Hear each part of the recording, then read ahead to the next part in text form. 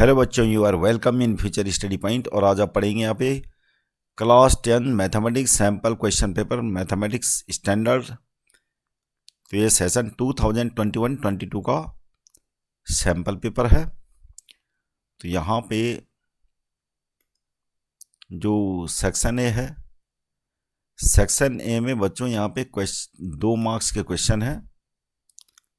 तो अभी तो फॉर्मेट चेंज हो गया है, लेकिन क्वेश्चन 2 मार्क्स के ऐसे ही आने वाले हैं आपके पास 2024-25 में भी।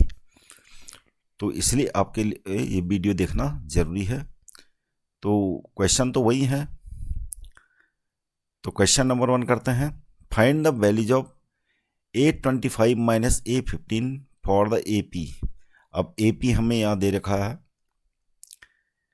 AP अर्थमेटिक प्रोग्रेशन हमें दे रखी है 6, 9, 12, 15 डॉट डॉट डॉट।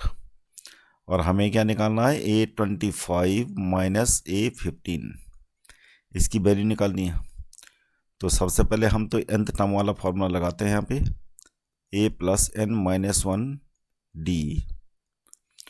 तो पहले हम A25 टर्म निकालेंगे, इसके लिए D निकाल देते हैं। तो D इक्वल टू क्या हो जाएगा, 9 माइनस 6 इक्वल टू 3, और A इक्वल टू क्या है, 6 है। अब वैल्यू पुट कर लेते हैं फॉर्मूले में। हमारे क्या निकालना है, A25 निकालेंगे पहले। तो A क्या है, 6 है, और n क्या है, 25 टर्म निकालना है, 25 माइनस 1, और D 3 है। तो ये कैलकुलेट करके आ गया हमारा 24 मल्टी 3। तो ये आ जाएगा 6 प्लस 72, यानी ये आ जाएगा 78। अब निकालते हैं 15 टर्म्स। 15 टर्म्स क्या हो जाएगा, A क्या है, 6 है, और n की जगह में 15 रखना पड़ेगा, और ये हो गया D 3। तो ये आ जाएगा हमारा 6 प्लस 14 मल्टी 3, यानी 6 प्लस 42, 48। तो हमें निकालना क्या था, हमें ये वैल्यू निकालनी थी A25 माइनस A15। तो 25 टर्म्स क्या है हमारा, 78 माइनस 48। तो हमारा आंसर आ जाएगा 30। तो 30 आंसर आ गया इसका।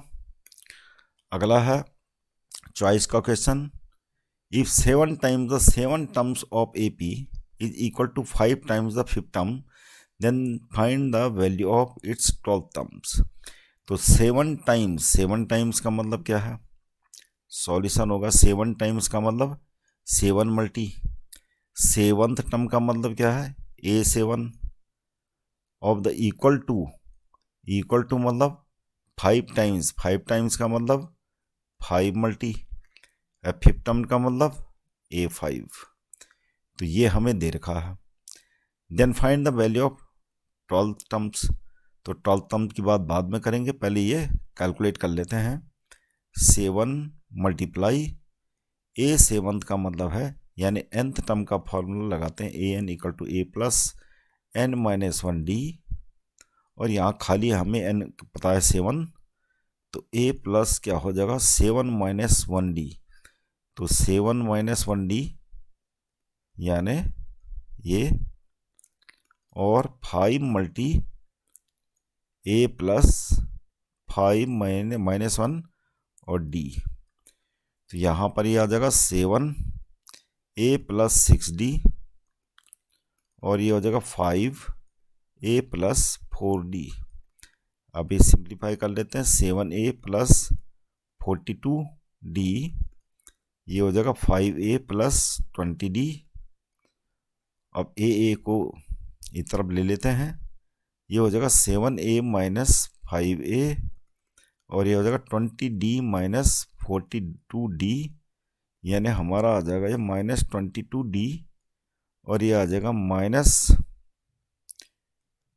नहीं 2A। तो ये हमारा आ गया A equal to minus 11D।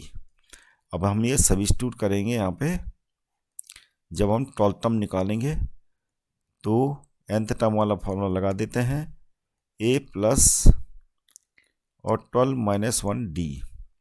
अब वैल्यू पुट कर लेते हैं, ये हो जाएगा A 12th A ए की जगह में -11d रख लेते हैं सब्स्टिट्यूट करके, ये जो हमारा निकला है, और प्लस में क्या हो जाएगा 11d हो जाएगा। तो कैंसिल हो गया तो क्या आ गया 0। तो इसका मतलब 12 टर्म्स क्या होगा 0 होगा। ये आंसर आ गया। Question number 2, find the value of m so that the quadratic equations has 2 equal roots.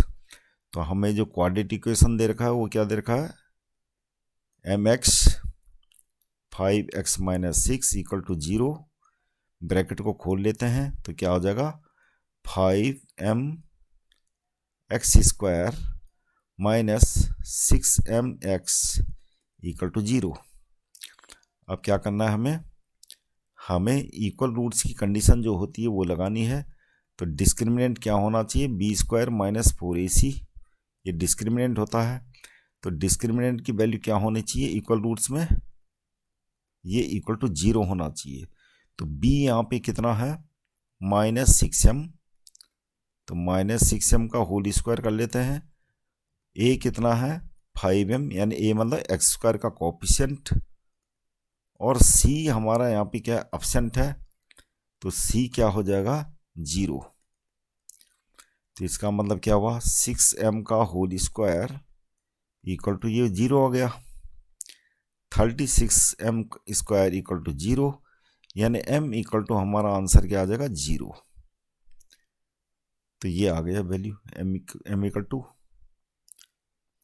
अब है अगला question, question number 3, from A point P। अब ये सर्किल दे रखा है और इसमें एक्सटर्नल पॉइंट दे रखा है P, और यहाँ से दो टेंजेंट ड्रॉ करी गई हैं PA and PB, drawn to circle C 0 OR। तो COR का मतलब है O सेंटर है और R रेडियस है, R रेडियस है और O सेंटर है। COR का मतलब ये हुआ, ये जो दे रखा है OP = 2R, तो ये OP = 2R हमें दे रखा। देन फाइंड एंगल APB, और हमें ये एंगल फाइंड आउट करना है। अब ये एक्सटर्नल पॉइंट से जो दोनों टेंजेंट के बीच में जो एंगल बन रहा है, और ये PO जो साइड है, ये इस एंगल को क्या करेगी बाइसेक्ट करेगी। तो इस एंगल को हम मान लेते हैं फिलहाल थीटा, ये थीटा है। तो लेट एंगल APO = थीटा, और रेडियस और टेंजेंट के बीच में हमेशा क्या होता है 90 डिग्री एंगल होता है। तो हम यहाँ लिख लेते हैं OA परपेंडिकुलर टू AP। यहाँ पर लिखेंगे radius is perpendicular to tangent at the point of contact, at the point of contact. और जब ये क्या है 90 डिग्री है, इसका मतलब ट्रायंगल APO क्या होगा राइट ट्रायंगल होगा। अब राइट ट्रायंगल अगर ये होगा तो थीटा के सामने वाली साइड ये परपेंडिकुलर हो जाएगी, और 90 डिग्री ये है, इसके अपोजिट में PO है, ये क्या हो जाएगा हाइपोटेन्यूस हो जाएगा। तो अप्लाई करते हैं फॉर्मूला, और हमें दे रखा है ये सब, साइन थीटा = हो जाएगा क्या होता है परपेंडिकुलर अपॉन में हाइपोटेन्यूस। तो परपेंडिकुलर कितना दे रखा है, ये रेडियस हो गई, और हाइपोटेन्यूस हमें दे रखा है 2R यानी OP। R से R कैंसिल, तो ये आ गया 1/2। अब 1/2 साइन में किसकी वैल्यू होती है साइन 30 डिग्री की। तो हमारा थीटा = कितना आ गया 30 डिग्री। हमें निकालना क्या था एंगल APB। तो एंगल APB कितना होगा, angle APB twice of angle APO होगा, APO कितना था theta, twice of theta, theta कितना आया 30, तो 60 डिग्री आ गया हमारा एंगल APB, ये आंसर आ गया। अगला क्वेश्चन है question number 4, the curve surface area of a right circular cone is 12320 centimetre square. If the radius of its base is 56 centimetre, then find its height. तो हमें क्या दे रखा है कर्व सरफेस एरिया दे रखा है सिलेंडर का, नहीं सर्कुलर कोन का, सर्कुलर कोन वो कितना है 12320 सेंटीमीटर स्क्वायर। और फॉर्मूला क्या होता है curve surface area circular cone का, पाई आर एल 12320। और रेडियस हमें कितनी दे रखी है, वैल्यू पुट कर लेते हैं पाई की 22/7, रेडियस है 56 सेंटीमीटर। तो हमारा यहाँ से क्या आ जाएगा, एल आ जाएगा। तो एल कितना हो गया, ये 7 8 से यहीं कर लेते हैं इसको। तो 12320 अपॉन में क्या आ गया 22 × 8। तो 8 से इसको काट लेते हैं, 8 × 8 4, 8 × 5 40, 8 ये हो गया 1540। ये हो जाएगा हमारा 7, तो 70 हो गया, L = 70 हो गया, 70 सेंटीमीटर। ये स्लैंट हाइट आ गई। और हाइट कैसे निकालेंगे, हाइट मतलब ये स्लैंट हाइट आ चुकी है, हाइट का मतलब ये, तो पाइथागोरस थ्योरम लगाएंगे हम यहाँ पे। ये हाइट है, रेडियस तो दे ही रखी है 56 सेंटीमीटर्स। तो ये हो जाएगा हमारा कितना, हाइट आ जाएगी √L² - R²। तो 70 स्क्वायर माइनस R कितना है 56 का स्क्वायर। तो ये हो जाएगा हमारा 4900 माइनस 56 × 56 कितना हो जाएगा 3136। ये आ जाएगा 1764। और 1764 का रूट हो जाएगा कितना 42। तो इस प्रकार हाइट आ गई हमारी 42 सेंटीमीटर आंसर। अब है question number 5। Mrs Garg recorded the marks obtained by her students in the following table. She calculated the model marks of the students of the class as 45. While printing the data, a blank was left. तो यहाँ पर ये जो frequency निकालनी unknown, यहाँ पर ये late कर लेते हैं। Find the missing frequency in the table. Model class क्या दे रखी है 45। तो 45 मॉडल क्लास क्या होगी, यहाँ पर होगी 45 दे रखी है हमें। अब हम सीधे मोड वाला फॉर्मूला लगाएंगे। तो मोड = होता है L1 plus F1 minus F0 upon में 2F1 minus F0 minus F2 multiply H मतलब क्लास इंटरवल। तो L1 हमारा यहाँ पे क्या हो जाएगा, L1 तो दे रखा है 40, ये L1 हो गया। और F1 क्या होगा, F1 ये F0 है, ये F1 हो जाएगा और ये F2 हो गया। तो वैल्यू पुट कर लेते हैं। और H = कितना हो गया 60 माइनस 40 यानी 20, वैल्यू पुट कर लेते हैं। तो L1 का मतलब 40 प्लस F1 का मतलब F जो हमें निकालनी है F0 10 हो गया अपॉन में 2F1 यानी 2F माइनस F0, ये हो गया 10 माइनस F2 कितना है 6 और मल्टीप्लाइड बाई H यानी 20। तो कैलकुलेट कर लेते हैं। M कितना दे रखा हमें 45 दे रखा मॉडल क्लास। 45 माइनस 40 यानी ये 5 हो गया इधर, और 20 से मल्टीप्लाई कर लेते हैं अंदर 20F माइनस 200 अपॉन में 2F माइनस 16 क्रॉस मल्टीप्लाई कर लेते हैं। तो ये हो जाएगा हमारा 10F माइनस 80 = 20F माइनस 200। तो ये कैलकुलेट करके हो जाएगा हमारा 10F माइनस 20F को इधर ले आते हैं तो माइनस 10F हो जाएगा इधर, और माइनस 200 प्लस 80 ये हो जाएगा माइनस 120। माइनस से माइनस कैंसिल, तो F = क्या आ गया 120/10 यानी कितना आ गया 12। तो मिसिंग फ्रीक्वेंसी कितनी होगी, ये 12 होगी, ये आंसर आ गया।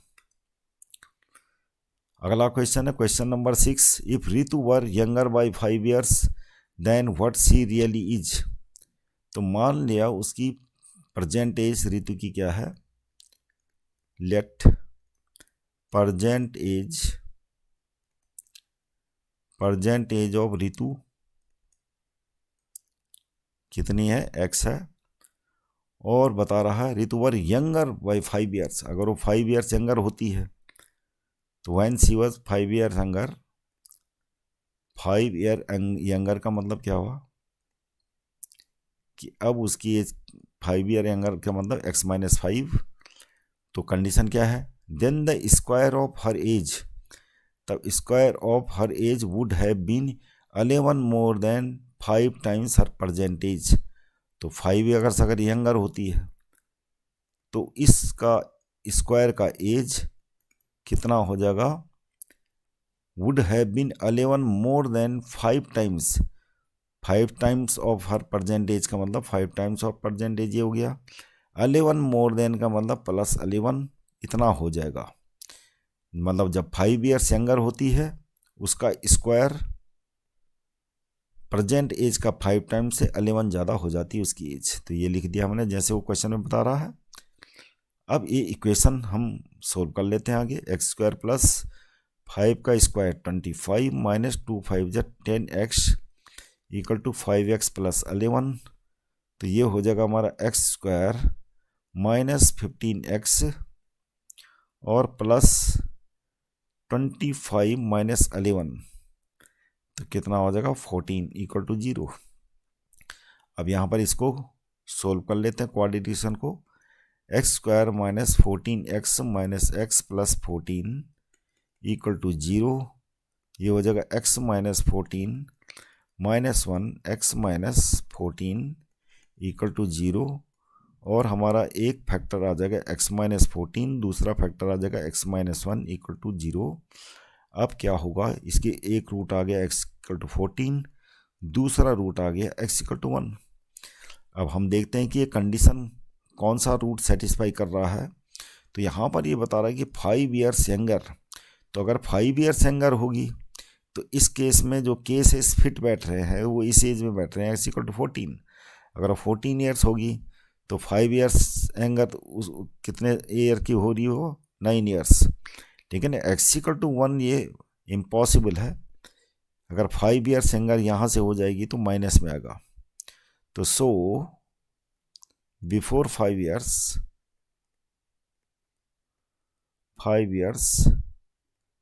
हर age can't be negative, therefore neglecting x equal to 1, ये नेगलेक्ट करना पड़ेगा इसलिए क्योंकि 5 ईयर्स यंगर होगी तो ये एज नेगेटिव में हो रही है। तो इसलिए क्या हो गया, उसकी प्रेजेंट एज क्या होगी, so her present age should be 14 years. तो आंसर आ गया। अगला है क्वेश्चन चॉइस का। तो यहाँ पर एक क्वाड्रेटिक इक्वेशन दे रखी है और हमें इसका सॉल्यूशन निकालना है। तो क्वाड्रेटिशन इस प्रकार है, 9x² minus 6px plus p² minus q²। अब कोई भी नंबर्स नहीं है तो हम सीधे ऐसा करेंगे, क्वाड्रेटिशन का फॉर्मूला लगाएंगे ये वाला, b² माइनस 4ac अपॉन में 2a। तो b कितना है यहाँ पे, माइनस 6p है, तो 6p हो जाएगा प्लस माइनस 6p का स्क्वायर यानी माइनस 6p का स्क्वायर माइनस 4 मल्टी a 9 है मल्टीप्लाइड बाई c यानी p² माइनस q²। यहाँ पर 2a 2 मल्टी 9, तो ये हो जाएगा हमारा 6p प्लस माइनस, तो कितना हो गया है 36p², और ये हो जाएगा हमारा माइनस 36 ब्रैकेट के अंदर p² माइनस q² अपॉन में 18। तो ये हो जाएगा हमारा 6p plus minus 36p² minus 36p² plus 36q² upon में 18। तो ये क्या हो गया,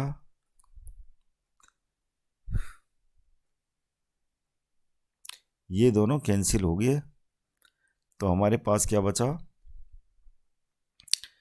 6p प्लस माइनस ब्रैकेट के अंदर बचा 36Q² अपॉन में 18, 6P प्लस माइनस ये 6Q हो जाएगा अपॉन 18, 6 को कॉमन रख लेते हैं तो अंदर बचेगा P plus minus Q upon में 18, यानी कितना हो गया 3 टाइम्स। तो हमारा आंसर आ गया P plus minus Q upon 3।